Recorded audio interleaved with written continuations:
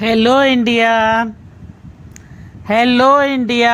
बड़ों को ढेर सारा प्रणाम, छोटों को ढेर सारा प्यार और मेरे सारे सब्सक्राइबर को ढेर सारा Ram Ram. Welcome back to my YouTube channel Simi की डायरी में आप लोग का ढेर सारा स्वागत है। गणपति बप्पा मोरिया।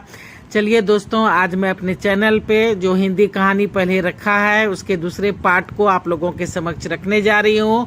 तो एक मार्मिक कहानी अकेलापन का दूसरा भाग मैं अब आप लोगों के समक्ष रखने जा रही हूँ। अब देखिए कैसा लगता है। अब तो लता के टॉप करने पर, उसके पेपर में फोटो छपने पे भी किसी को भी कोई खुशी नहीं मिलती थी। लोग भी बातें बनाने लगे थे, बेचारी पढ़ने में इतना तेज है, इसका इतना तेज होना ही इसके लिए जहर बन गया। अब तो माँ बाप भी यही सोचते। दिन धीरे धीरे बीतने लगे थे। फिर वो मैथ्स की लेक्चरर बनके दूसरे शहर चली गई थी। उसके लेक्चरर बनने पे सबसे ज्यादा खुशी उसके ससुर को हुई थी। वो तो पार्टी भी देना चाह रहे थे, पर लता ने सख्ती से मना कर दिया था। सास ने कहा था, अब हम दोनों तुम्हारे ही साथ रहेंगे, बड़ा शहर है, अकेले कैसे रहोगी। लता फट पड़ी थी। मुझे किसी की कोई जरूरत नहीं है, जैसे अब तक अकेले जी हूँ, आगे भी जी लूंगी। आप अपने बड़े बेटे को संभालिए। सास ससुर वापस लौट गए थे। लता अपने कॉलेज और अपने स्टूडेंट में खो सी गई थी। उसे अब अपनी जिंदगी थोड़ी थोड़ी सार्थक लगने लगी थी। कभी माँ बाप, कभी भाई भाभी आते, 8-10 दिन रह के चले जाते। उसे ना ही उसके आने पे कोई खुशी होती और ना ही जाने पर कोई दुख। बातचीत भी बस हूँ हाँ में ही होती थी। अब राम बाबू ससुराल नहीं जा करके वहीं उसके पास आने लगे थे। राम ने पहली बार उससे कहा था कि छुट्टी होने वाली है, चलो इस बार डेरे पे रहना, पूरे 1 महीना हम साथ रहेंगे।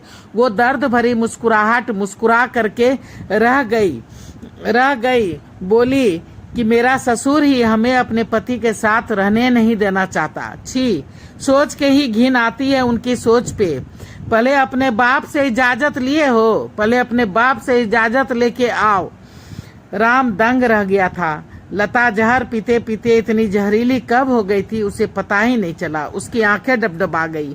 उसने कहा, चलो ठीक है, कहीं बाहर ही चलते हैं। फिर वो पहली और आखिरी बार था जब दोनों दूर कहीं वादियों में इकट्ठे साथ घूमने गए थे।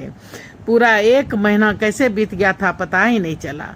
राम घूम फिर के आने के बाद अपनी ड्यूटी पे वापस आ गया था। जिंदगी में पहली बार छुट्टी मांगी थी, सो आराम से मिल गई थी। फिर वो अपनी ड्यूटी में रम गया था। लता अपने कामों में बिजी हो गई थी।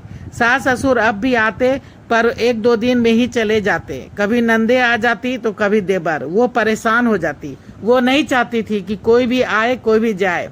जब सभी इतने दिनों से उससे अलग थलग रहे, कोई रिश्तेदारी निभाने की कोई जरूरत ही उस वक्त नहीं थी, तो अब ये रिश्तेदारी क्यों निभा रहे हैं। पर वो चाह करके भी कुछ नहीं कर पाती थी। वो तो गनीमत थी कि बड़ा सा सरकारी क्वार्टर था, उसमें परमानेंट दाई नौकर रखे थे, वरना उसके ससुराल वाले और मायके वालों की चलती तो उससे काम करवा के भी पूरा जान ले लेते।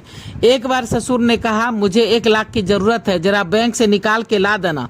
लता ने 2 टूक जवाब दे दिया, मैं पैसे अपने लिए कमाती हूँ, आप लोगों के लिए नहीं। आप लोगों के लिए आपका बेटा काफी है, उनसे मांग लीजिए। ससुर का मुंह उतर गया। देखते देखते लता को नौकरी लगे हुए पूरे 2 साल हो गए थे। सभी आते जाते, पर वो ना ही मायके जाती थी और ना ही ससुराल। यहाँ तक कि राम भी अब कह के थक गया था कि कम से कम छुट्टियों में तो मेरे पास डेरे पे रहा करो, पर वो मना कर देती। उसके स्वाभिमान को काफी ठेस लगी थी। जब वो रहना चाहती थी तो कभी किसी ने उसकी भावनाओं को नहीं समझा। अब जवानी के 14 साल उसने अकेले ही काटे, कभी 3 महीने तो कभी 6 महीने में 2-3 दिन का साथ। ये भी भला क्या साथ था। अब वो 34 की होने वाली थी। अब जवानी बची ही कितनी थी, जो बची है कट ही जाएगी। वो राम को भी जैसा तैसा अब बात बोल देती तो वो अंदर तक सिहर जाता। जानता था गलती मेरी और मेरे माँ बाप की है, सो कहता भी क्या। देवर देवरानी परिवार सहित उसके डेरे पे ही रहते थे, मानो नौकरी देवर ही कर रहा हो। लता एक बार भी डेरे पे नहीं गई थी। 6 महीने के बाद ही एक दिन अचानक फोन आया था कि राम का एक्सीडेंट हो गया है। लता अवाक रह गई। रोते गाते उस शहर के अस्पताल में जब तक पहुंची, राम जो है सो दुनिया छोड़ के जा चुका था। उस समय वो पहली और आखिरी बार डेरे पे गई थी। वहां उसके और राम का कोई भी वजूद नहीं था। सास ससुर ननद देवर सभी के फोटो लगे थे। हर जगह उनका ही कब्जा था। बस एक कमरा था राम का, जिसमें 2 फोटो लगे थे, उसके और राम के, वो भी हिल स्टेशन वाले। वो फपक पड़ी। सिर्फ उसने ही नहीं, राम ने भी अकेलेपन को किस तरह से झेला होगा, ये वेदना वो आज समझ चुकी थी। उसने भरी नैनों से राम को विदाई दी। फिर सभी ससुराल चले गए। ये पहली बार था कि लता अपने ससुराल में पूरे 1 महीने रही थी।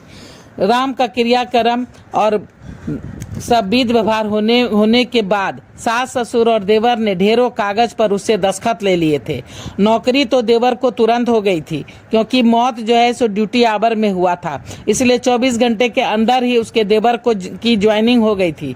पूरा 1 महीने के बाद दोनों नंदे अपने अपने ससुराल चली गई थी।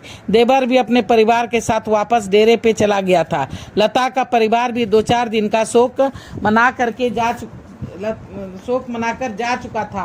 माँ और भाभी ने कहा भी कि चलो कुछ दिन हमारे साथ रहना, पर वो चलो हमारे साथ रहना, आप तुमको अच्छा लगेगा।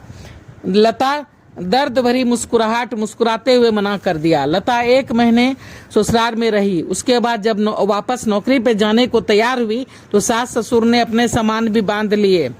अब हम तुम्हारे साथ ही रहेंगे बहू। क्यों क्या तुम जवान विधवा हो, अकेले कैसे रहोगी? लता का सब्र फट पड़ा।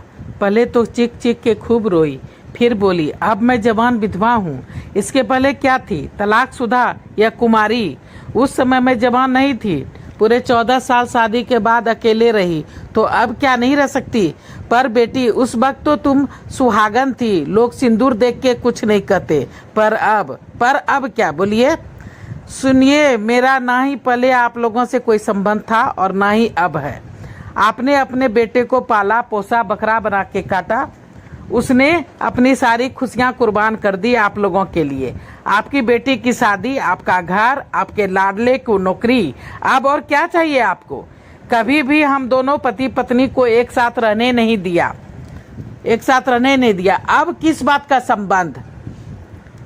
आपका बेटा वो नहीं था, लगता है कि आपने मेले वेले से उठा के लाया था। सास रोने लगी। कैसी बातें कह रही हो बहू, इसी पेट से जना था उसे।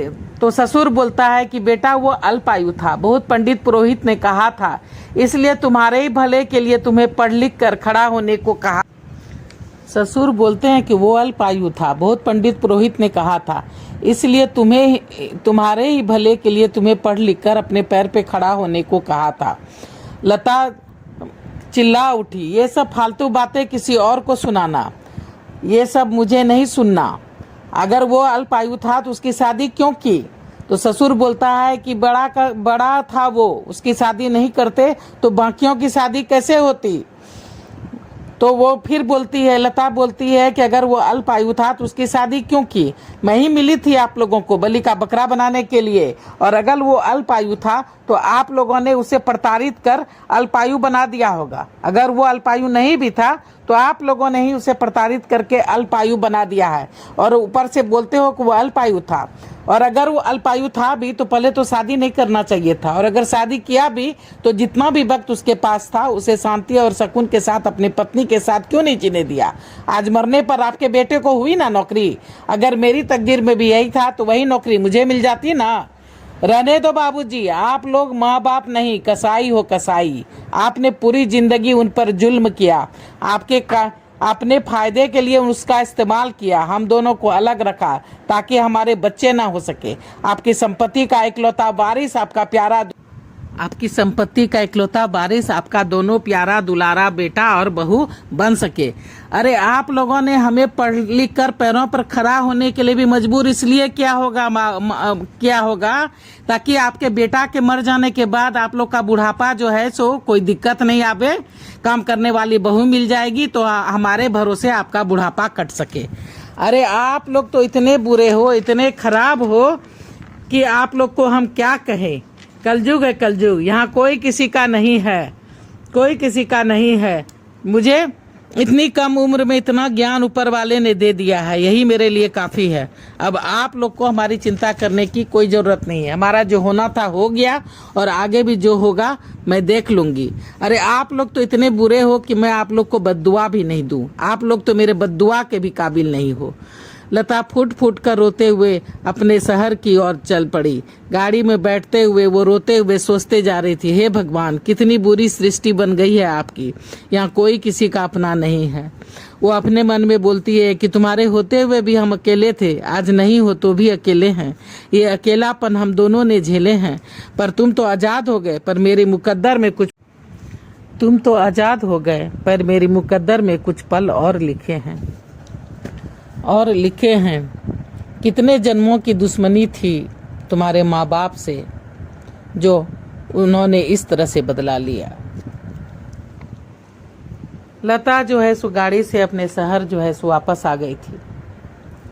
समय बीतता जा रहा था, समय बीतता रहा। लता कभी कभी सोचती, मैं अकेली हूँ, क्यों?